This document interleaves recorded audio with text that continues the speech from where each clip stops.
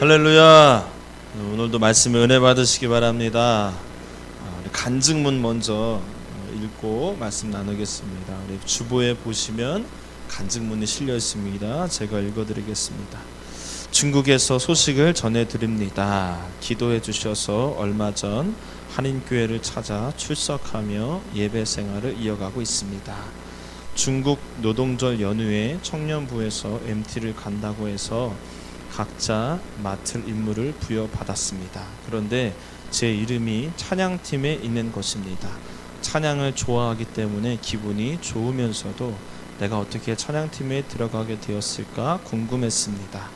나중에 들어보니 그동안 제가 예배드리는 모습을 찬양단 리더께서 보시고 찬양단으로 딱 맞는 인재다 싶어서 넣었다는 것입니다. 그저 하나님 앞에 마음껏 찬양하며 예배 드렸을 뿐인데 그 모습이 누군가에게 좋은 모습으로 비치고 또 사역으로도 연결되었다고 하니 너무 기분 좋고 감사했습니다. 제가 어디에 있든지 하나님께서 사용하신다는 확신을 갖게 되었습니다. 여호와의 영이 저를 움직이셨습니다. 아멘. 여러분 다 찬양단 되시기 축복합니다. 찬양단 리더께서 여러분들의 찬양의 모습을 보고 아이고 너무 찬양을 잘하시네, 찬양단 인재다 싶어서 제가 선택한 분이 우리 박연호 집사님이에요. 근데 오늘 안 왔어요. 아니 찬양단을 안 했어요. 화이팅 하십시오. 네. 우리 찬양단 쉬시는 분 있으시잖아요, 그렇죠? 소리 아빠 다시 복직하십시오. 소리 엄마도 까짓 거 같이 하십시오. 그냥 웃지요. 네. 할렐루야, 아멘. 여러분 성경 읽으시다 보면 이해 안 되는 부분 있으시죠? 많이 있으시죠? 이게 도대체 무슨 말인가? 그런 거는 저한테 질문하시면 됩니다. 제가 이래봬도 성경 조금 압니다. 염려하지 마시고 질문하시면 제가 다 기억은 못해도 조금만 읽어보면은 다 대답을 해드릴 수 있습니다. 믿음을 가지세요. 우리 목사님한테 얘기했다가 목사님 만약에 모르시면 얼마나 난처하실까. 쓸데없는 생각하지 마시고 많이 질문하십시오. 그런데 때때로 목사도 이 성경 이 부분은 어떻게 해석해야 되나 난처할 때가 있어요. 해석이 참 쉽지 않을 때가 있습니다. 그런 부분이 성경에 여러 곳 있어요. 심지어 신학자들이 성경학자들도 이거는 좀 쉽지 않다, 해석하기가 쉽지 않다 해가지고 이렇게 이름을 붙였으니 뭐라고 이름 붙였으냐면 성경의 난제다. 성경의 난제래요. 신학자들도 쉽지 않대요. 그런 거는 저한테 가져오지 마시고요. 그냥 덮어놓고 믿으시면 되겠습니다. 오늘 본문이 실은 성경의 난제에 해당되는 부분이에요. 이해가 안 돼요. 해석이 안 돼요. 왜 해석이 안 되냐면 일관성 있게 우리에게 나타나시고 일관성 있게 말씀하셔야 될 하나님께서 전혀 일관성 없이 말씀하시고 계시기 때문에 해석이 힘든 거예요. 그래서 성경의 난제입니다. 오늘 그 성경의 난제 하나를 같이 좀 살펴보고 또 그 안에서 하나님께서 무엇을 우리에게 주시려고 하시는지 그 메시지를 같이 나누는 시간 되시길 축복합니다. 오늘 20절부터 시작했어요. 20절 한번 같이 읽어보겠습니다. 어떤 일관성 없는 모습이 시작되는지. 밤에 하나님이 발람에게 임하여 이르시되 발람 그 사람들이 너를 부르러 왔거든 일어나 함께 가라. 그러나 내가 내게 이르는 말만 준행할지니라. 여기까지는 크게 문제가 없습니다. 지금 어떤 상황이냐면 이스라엘 백성들이 이제 가나안 땅에 입성하기 전에 요단 동편을 정복해 갑니다. 실제로 많이 정복해 왔어요. 그러다 보니까 그 다음 차례 정복 당해야 될 왕이 누구냐면은 모압 왕인 발락 왕이에요. 이 발락 왕 입장에서 이게 긴장이 되는 겁니다. 이스라엘 백성들이 막 치고 올라오니까. 그래서 어떻게 할까 고민하다가 발람, 이름 헷갈리지 마십시오. 발람 선지자라는 분이 계시는데 이 발람 선지자를 초대해서 이스라엘 백성을 저주하게 만들어야 되겠다. 그래서 지금 고관들을 보낸 거예요. 사신들을 보낸 겁니다. 누가 누구한테? 발락 왕이 발람 선지자에게 사신을 보낸 거예요. 그러면 발람 선지자는 그 사신 따라가면 되겠습니까? 안 되겠습니까? 따라가서 이스라엘을 저주하면 되겠습니까? 안 되겠습니까? 안 되겠죠. 그래서 하나님이 오늘 읽지는 않았지만 12절에 가지 말라고 했어요. 근데 오늘 20절에 다시 함께 가라라고 말씀하시면서 전제는 그러나 함께 가되 내가 너에게 이르는 말만 해. 이렇게 전제를 깔고 허락을 해준 겁니다. 여기까지는 성경의 난제가 아니에요. 근데 이제 22절. 자, 가라고 했으니까 발람이 어떻게 되겠습니까? 가면 되죠. 나귀를 탑니다. 나귀 타고 가려고 매일같이 탔던 그 나귀를 타고 출발하고 가요. 가는데 22절에 한번 보세요. 변덕쟁이 우리 하나님의 모습을 보여줍니다. 22절 시작. 그는 누구예요? 발람 선지자예요. 그가 감으로 말미암아 하나님이 진노하심으로 왜 화를 내죠? 그렇죠? 여호와의 사자가 그를 막으려고 길에 서니라. 발람은 자기 나귀를 탔고 그의 두 종은 그와 함께 있더니. 자, 20절에 가라고 해서 갔는데 22절에 그가 갔기 때문에 화가 나셨대요. 분명히 그렇게 기록되어 있습니다. 그가 감으로 말미암아 하나님이 진노하심으로. 여기서 우리는 해석이 안 되는 거예요. 왜냐하면 두 절밖에 안 돼요. 오랫동안 내용이 있다가 그랬으면 뭔가 이유가 있겠지 했는데 그 다음 절에 바로 그가 가니까는 화가 나셨어요. 가라고 할 때는 언제고. 심지어 가지 못하게 막으시는데 아주 유별나고도 기상천외한 방법으로 발람 선지자를 못 가게 막습니다. 하나님의 사자, 하나님의 천사라고 이해하시면 돼요. 하나님의 천사를 보내셔서 그 천사가 칼을 들고 발람 선지자의 길목을 딱 막고 있어요. 지나가면 베어버리겠다는 거예요. 이렇게까지 막으신다고? 근데 그거를 발람 선지자의 눈에 안 보여요. 여호와의 천사가 안 보여요. 누가 보이느냐? 그 나귀의 눈에 보이는 겁니다. 나귀의 눈. 그 동물. 당나귀, 나귀의 눈에 보여서 나귀가 안 가려고 막 떼를 쓰는 거예요. 그러니까 발람 선지자는 이 나귀가 왜 안 가나 채찍질하는 겁니다. 왜 이러냐 너. 안 가겠다고 하고 가라고 하고 옥신각신 하는데 갑자기 또 기상천외한 일이 벌어지죠. 하나님이 그 나귀의 입을 탁 여시더니 나귀가 말을 하게 하네. 나귀가 말을 하는 거예요. 무슨 동화처럼. 깜짝 놀란 겁니다. 그러면서 나귀가 왜 나 때리냐고 따지는 거예요. 그 순간에 하나님이 이 발람 선지자의 눈을 열어서 그 여호와의 사자가 칼을 들고 지키고 있는 여호와의 사자를 보게 하는 거예요. 그래서 엎드리는 겁니다. 그 장면 한번 같이 한번 보실까요? 23절 한번 보십시오. 나귀가 여호와의 사자가 칼을 빼어 손에 들고 길에 선 것을 보고 길에서 벗어나 밭으로 들어간지라. 발람이 나귀를 길로 돌이키려고 채찍질하니. 28절. 여호와께서 나귀의 입을 여시니 발람에게 이르되 내가 당신에게 무엇을 하였기에 나를 이같이 3번 때리느냐. 31절. 그때에 여호와께서 발람의 눈을 밝히심에 여호와의 사자가 손에 칼을 빼들고 길에 선 것을 그가 보고 머리를 숙이고 엎드리니. 발람 선지자가 눈이 띄어져서 여호와의 사자가 천사가 칼을 들고 탁 길목에 지키고 있는 걸 보더니 깜짝 놀라서 납작 엎드렸어요. 이거 지금 잊지 않으셨죠? 이런 기상천외한 일로 인해서 하나님이 지금 어떤 일을 하고 계신지 잊으시면 안 됩니다. 처음에는 가지 말라고 했어요.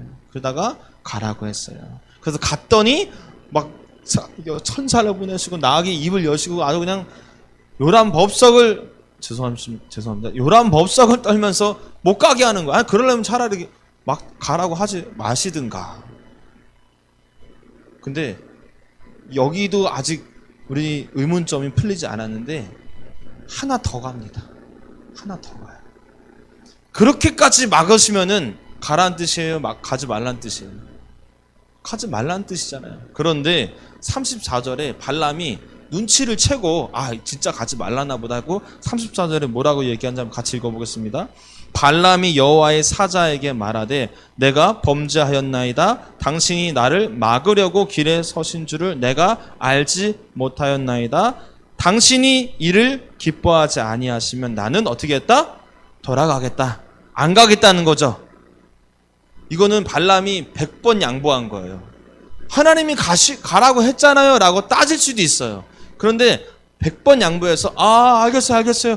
가지 마시라고 하면 안 가겠습니다. 이렇게 발람이 꼬리를 내렸더니 그러면 하나님이 뭐라고 얘기해야 되죠? 우리 변덕쟁이 하나님, 그래 가지 말아라. 이렇게 얘기해야지 그나마 일단락 되겠죠. 그런데 35절 바로 이렇게 얘기하세요. 여호와의 사자가 발람에게 이르되 그 사람들과 함께 어떻게 하라? 가라. 내가 내게 이르는 말만 말할지니라. 발람이 발락의 고관들과 함께 가니라. 도대체 우리 하나님 왜 이러시는 거예요? 저는 유별나게 막으시기 때문에 그러면 진짜 가지 말라는 뜻이었나 보다. 순간적으로 하나님이 살짝 마음이 흔들리셨나 보다.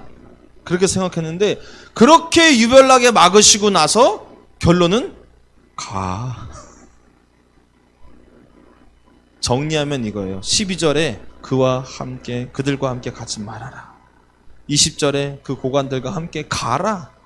22절에 그가 가니까 하나님 화가 나셔서 칼을 들고 막 막으시고 당나귀 입을 여시는 기상천외한 방법으로 막으셨어요. 가지 말라는 뜻인가 보다 해서 34절에 발람이 그러면 안 가겠습니다. 그랬더니 나중에 결론 35절 그들과 함께 가라. 어떻게 하라고 나보고 어떻게 하라고. 여러분 우리 살다 보면 이럴 때 있지 않습니까?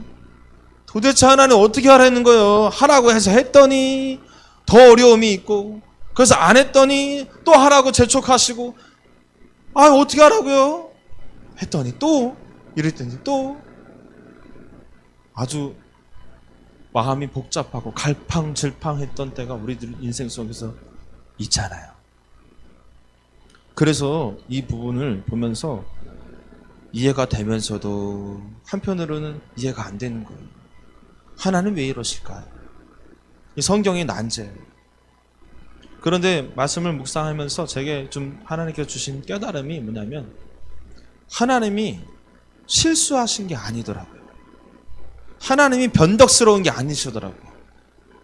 우린 다 하나님 탓하잖아요. 하나님 변덕쟁이야. 왜 이랬다 저랬다 하셔? 왜 이런 어려움을 나에게 주셔? 걷어가실 것이면서? 왜 이렇게 걷어가실 거면서 왜 주신 거야? 걷어가셨으면 확실하게 걷어가실 때 또 왜 남기신 거야? 조금 풀리다 보면 풀렸다 싶으면 또 막히고 또 막혔다 싶어서 보면 또 뚫어주시고 왜 이러시는 거야? 변덕쟁이 하나님. 우리 많이 그랬거든요. 그런데 오늘 말씀 보니까 하나님이 전혀 단 한 번도 실수하신 적이 없으신 거예요. 바꿔 말하면 의도적이셨다는 겁니다. 의도적이셨다는 거예요. 어떤 의도에서 이렇게 하셨는가? 두 가지 이유가 있습니다. 첫 번째는 매우 중요한 메시지를 주시기 위한 작업이셨어요.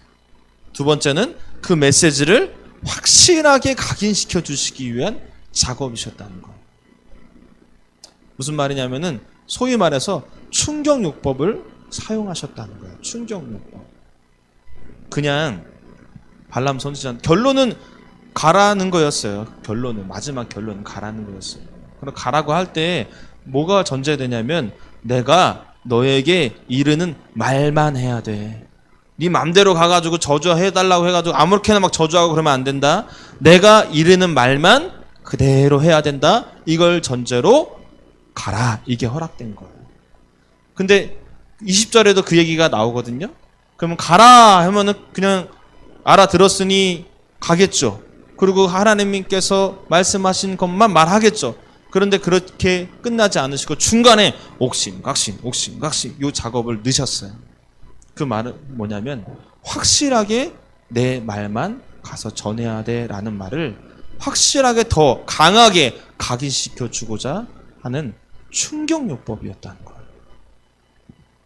제가 우리 서경이한테 서경아 불러서 서경아 교회 나와야 된다. 교회 빠지면 안 된다. 그럼 서경이가 네 알겠습니다. 이렇게 얘기하겠죠. 근데 제가 이렇게 하는 거예요. 강단상을 2번 탁탁 치고 막 소리를 빽 질리면서 여러분 다 재보세요. 그러고 나서 나 이제 빠지면 안 된다. 이렇게 얘기하면은 그냥 얘기했을 때와 느낌이 같다 다르다? 다른 거야. 십자인대를 그냥 빡 쳐버리시면서 너 신앙생활 잘해라. 그러면은 그냥 신앙생활 잘해라 할 때보다 느낌이 다르겠죠. 깨닫는 바가 다른 거예요. 발람 선지자는 기억 속에서 잊혀지지가 않는 거예요. 여호와의 사자가 이만하고 칼을 들고 있었고, 아니 이놈의 당나귀가 말을 하네? 이게 뭔 상황이야? 그럴 때 하나님 딱 얘기하시는 거예요. 너 그 고관들과 가서 내가 너에게 이르는 말만 해야 돼. 네 알겠습니다. 가슴이 벌렁벌렁한 상태에서 쿵쾅쿵쾅한 상태에서 어벙벙한 상태에서 그렇게 얘기하시니까 네 알겠습니다. 이런 방법을 하나님이요 종종 사용하세요. 그냥 말해도 됐을 텐데 종종 그렇게 사용하십니다. 제가 깨달았어요. 제가 시온이를 안고요, 제 딸을 안고 이렇게 안아주잖아요. 이렇게 안아주고 저를 이렇게 여기 손을 얹고 있어요. 제가 이렇게 얘기해요. 시온아, 아빠를 꽉 잡아. 그러면 듣는 둥 마는 둥. 제가 이렇게 해서 허리를 숙이면서 일부러 제 딸을 뒤로 젖혀지게 일부러 이렇게 하면서 시온아, 아빠 꽉 잡아. 그러면은 자기가 떨어질 것 같으니까 있는 힘껏 제 목을 꽉 잡습니다. 꽉 잡아.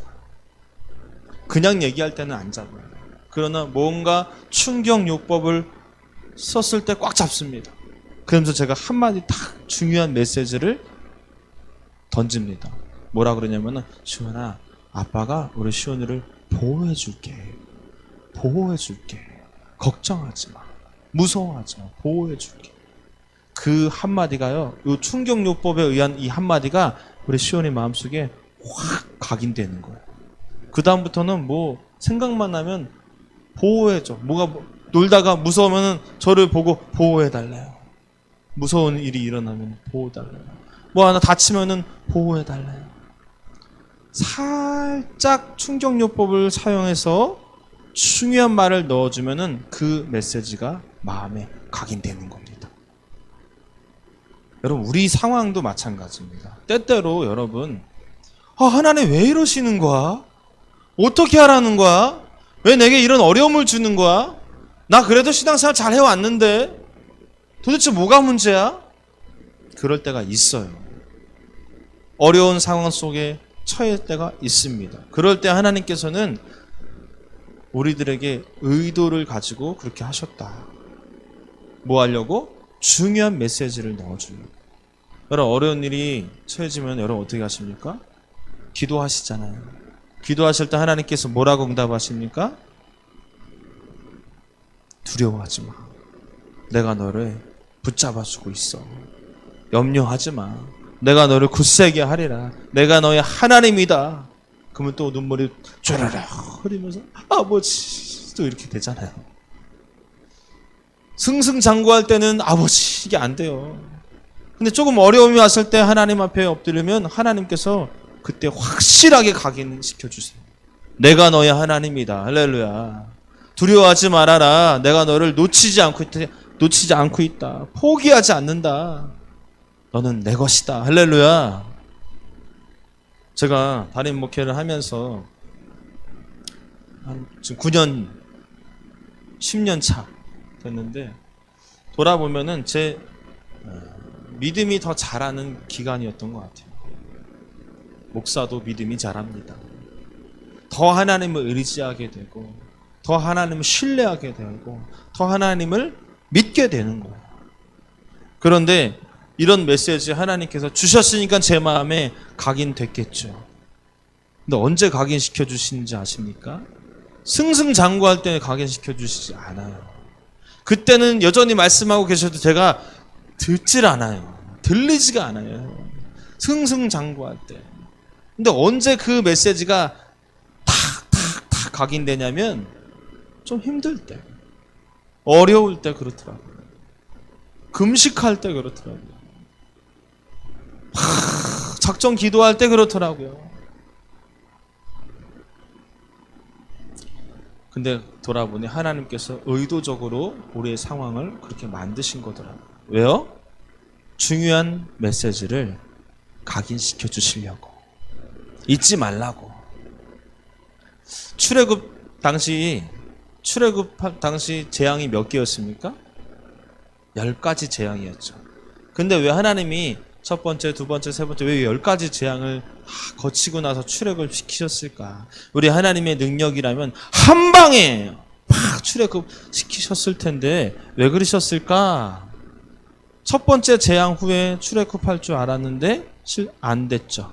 두 번째도 이스라엘 백성들이 야, 쟨 되겠구나 했는데 또 안 됐죠. 세 번째도 안 되고 네 번째도 안 됐어요.